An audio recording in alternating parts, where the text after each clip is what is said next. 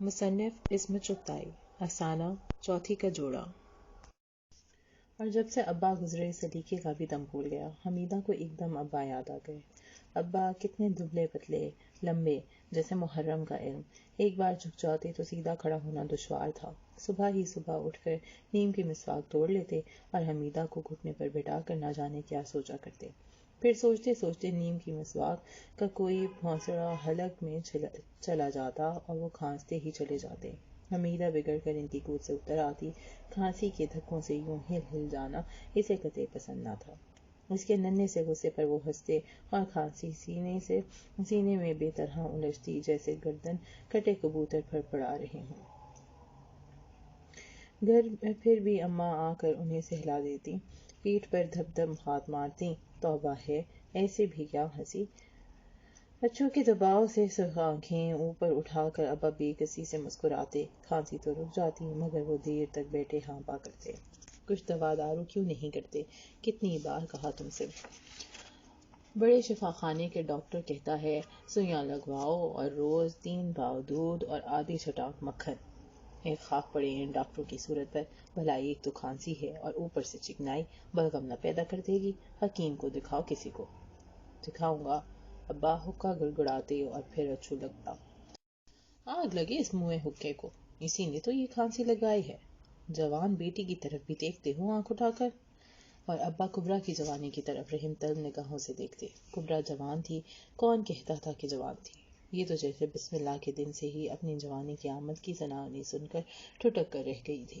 نہ جانے کیسی جوانی آئی تھی کہ نہ تو اس کی آنکھوں میں کرنیں ناچیں، نہ اس کے رخساروں پر زلفیں پریشان ہوئیں، نہ اس کے سینے پر طوفان اٹھے، کبھی ساون بھادوں کی گھٹاؤں سے مچل مچل کر پریتم یا ساجن مانگے۔ یہ جھکی جھکی سہمی سہمی جوانی جو نہ جانے کب دبے پاؤں اس پر نیند آئی، ویسے ہی چپ چاپ نہ جانے کدھر چل دی۔ میٹھا برس نمکین ہوا اور پھر کڑوا ہو گیا۔ ابا ایک دن چوکھٹ پر اوندے منہ گرے اور انہیں اٹھانے کے لیے کسی حکیم یا ڈاکٹر کا نسخہ نہ آ سکا اور حمیدہ نے میٹھی روٹی کے لیے ضد کرنی چھوڑ دی اور کبرا کے پیغام نہ جانے کدھر راستہ بھول گئے۔ جانو کسی کو معلوم ہی نہیں کہ اس ٹاٹ کے پردے کے پیچھے کسی کی جوانی آخری سسکیاں لیے رہی ہے اور ایک نئی جوانی سانپ کے پھن کی طرح اٹھ رہی ہے۔ مگر بی اماں کا دستور نہ ٹوٹا۔ وہ اسی طرح روز دوپہر کو سیدری میں رنگ برنگے کپڑے پھیلا کر گڑیوں کا کھیل کھیلا کرتی ہیں۔ کہیں نہ کہیں سے جوڑ جمع کر کے شبرات کے مہینے میں قریب کا دوپٹہ 7.5 روپے میں خرید ہی ڈالا۔ بات ہی ایسی تھی کہ بغیر خریدے گزارا نہ تھا۔ منجلے ماموں کا تار آیا کہ ان کا بڑا لڑکا راحت پولیس کی ٹریننگ کے سلسلے میں آ رہا ہے۔ بی اماں کو تو بس جیسے ایک دم گھبراہٹ کا دورہ پڑ گیا۔ جانو چوکھٹ پر بارات آن کھڑی ہو اور انہوں نے ابھی دلہن کی مانگ کی افشاں بھی نہیں گزری۔ ہال سے تو ان کے چکے چھوٹ گئے۔ جھٹ اپنی منہ بولی بہن بندو کی ماں کو بلا بھیجا کہ بہن میرا مری منہ کا دیکھو جو اسی گھڑی نہ آؤ۔ اور پھر دونوں میں خسر پسر ہوئی۔ بیچ میں ایک نظر دونوں کبرا پر بھی ڈال دیتی جو دالان میں بیٹھی چاول پٹک رہی تھی۔ وہ اس کانا پھوسی کی زبان کو اچھی طرح سمجھتی تھی۔ اسی وقت بی اماں نے کانوں کی 4 ماشا کی لونگیں اتار کر منہ بولی بہن کے حوالے کی کہ جیسے تیسے کر کے شام تک تولہ بھر گوکھرو 6 ماشا سلما ستارہ اور پاؤ غزنیفی کے لیے ٹول لا دیں۔ باہر کی طرف والا کمرہ جھاڑ پونچھ کر تیار کیا۔ تھوڑا سا چونا منگا کر کبرا نے اپنے ہاتھوں سے کمرہ پوت ڈالا۔ کمرہ تو چٹا ہو گیا مگر اس کی ہتھیلیوں کی کھال اڑ گئی اور جب وہ شام کو مسالہ پیسے بیٹھی تو چکر کھا کر دوہری ہو گئی۔ ساری رات کروٹیں بدلتی گزری۔ ایک تو ہتھیلیوں کی وجہ سے، دوسرا صبح کی گاڑی سے راحت آ رہے تھے۔ اللہ میرے اللہ میاں، اب کے تو میری آپا کا نصیبہ کھل جائے۔ میرے اللہ میں 100 رکعت نفل تیری درگاہ میں پڑھوں گی۔ حمیدہ نے فجر کی نماز پڑھ کر دعا مانگی۔ صبح راحت بھائی آئے تو کبرا پہلے ہی سے مچھروں والی کوٹری میں جا چھپی تھی۔ جب سوئیوں اور پراٹھوں کا ناشتہ کر کے بیٹھک میں چلے گئے تو دھیرے دھیرے نئی دلہن کی طرح پیر رکھتی کبرا کوٹری سے نکلی اور جھوٹے برتن اٹھا لیے۔ لاؤ میں دھوں بھی آپا، حمیدہ نے شرارت سے کہا۔ نہیں، وہ شرم سے جھک گئی۔ حمیدہ چیڑتی رہی، بی اماں مسکراتی رہیں اور قریب کے دوپٹے میں لپا ٹانگتی رہیں۔ جس راستہ کان کی لونگیں گئی تھیں اسی راستہ پھول پتا اور چاندی کی پازیب بھی چلتی اور پھر ہاتھوں کی 2 چوڑیاں بھی جو منجلے ماموں نے رنڈاپا اتارنے پر دی تھی۔ روکھی سوکھی خود کھا کر آئے دن راحت کے لیے پراٹھے تلے جاتے، کوفتے، بھنا پلاؤ مہکتے خود سوکھا سامنا پانی سے اتار کر وہ ہونے والے داماد کو گوشت کے لچھے کھلاتے۔ زمانہ بڑا خراب ہے بیٹی، وہ حمیدہ کو منہ پھیلاتے دیکھ کر کہا کرتی، اور وہ سوچا کرتی ہم بھوکے رہ کر داماد کو کھلا رہے ہیں، بھی آپا صبح سویرے اٹھ کر جادو کی مشین کی طرح جٹ جاتی ہیں، نہار منہ پانی کا گھونٹ پی کر راحت کے لیے پراٹھے تلتی ہیں، دودھ اوٹاتی ہیں تاکہ موٹی سی ملائی پڑے۔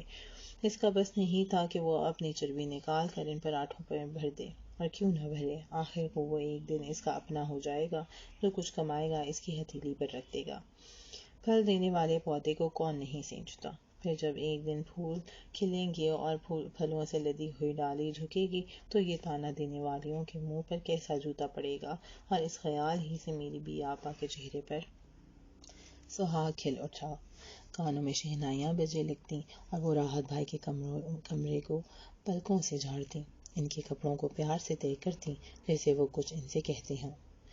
وہ ان کے بدبودار چوہوں جیسے سڑے ہوئے منہ سے دھوتی، بس آندھی بنیان اور ناک سے لتڑے ہوئے رومال صاف کرتی، ان کے تیل میں چہچہاتے ہوئے تکیے کے غلاف پر سویٹ ڈریم کاٹتی، پر معاملہ چاروں کونے چوکس نہیں بیٹھ رہا تھا۔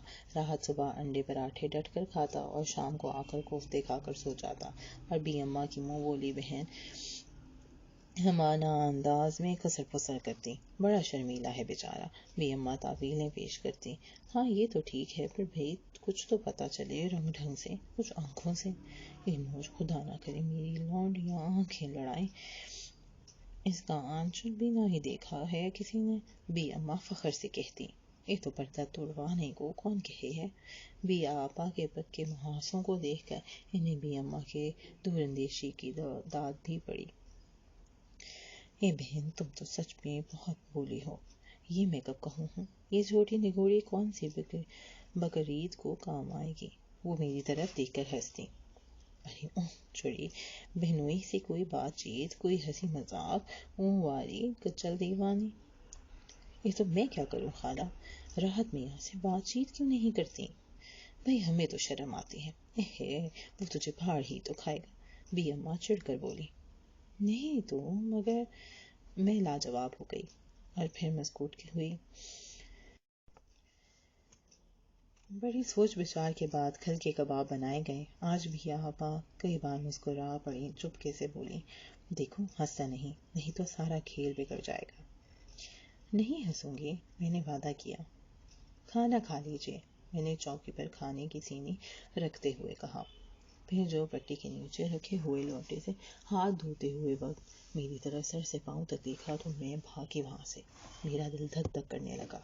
اللہ توبہ، کیا خناس آنکھیں ہیں، جانے گولی ماری گئی، دیکھی تو صحیح وہ کیسا منہ بناتا ہے، سارا مزہ کرکرا ہو جائے گا۔ آپا بی نے میں ایک بار میری طرف دیکھا، ان کی آنکھوں میں التجا تھی، لوٹی ہوئی باراتوں کا غبار تھا، اور چوتھی کے پرانے جوڑے کی ماند اداسی۔ میں سر جھکائے پھر کھمبے سے لگ کر کھڑی ہوئی۔